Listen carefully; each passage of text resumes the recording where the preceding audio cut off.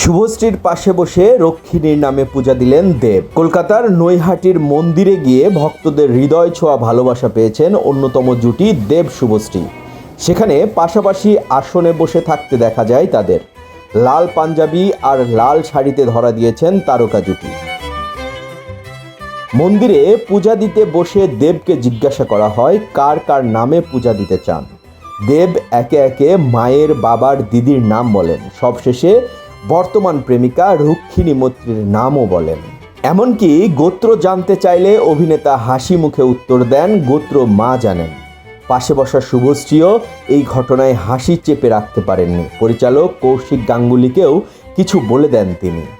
প্রাক্তনকে পাশে বসিয়ে বর্তমান প্রেমিকার নামে পূজা দেওয়ার এই দৃশ্য সামাজিক যোগাযোগ মাধ্যমে ঝড়ের গতিতে ভাইরাল হয়েছে। নেটিজেনরাও বিভিন্ন মজার মন্তব্য করেছেন। মন্দিরের ছাদে উঠে ভক্তদের সঙ্গে দেখাও করেন তারা। তাদের দেখতে অসংখ্য অনুরাগী মন্দিরের সামনে ভিড় জমান। তারা একে অপরের হাত ধরে মন্দিরের ছাদের প্রান্তে এসে দাঁড়ান।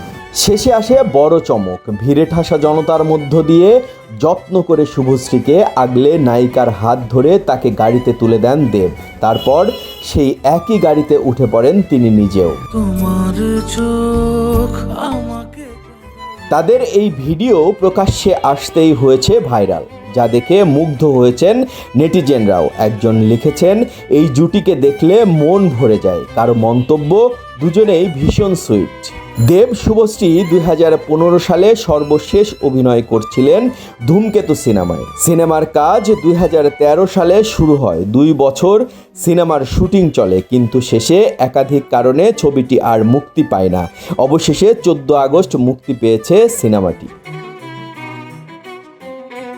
বিনোদন ডেস্ক, বার্তা ওয়েব।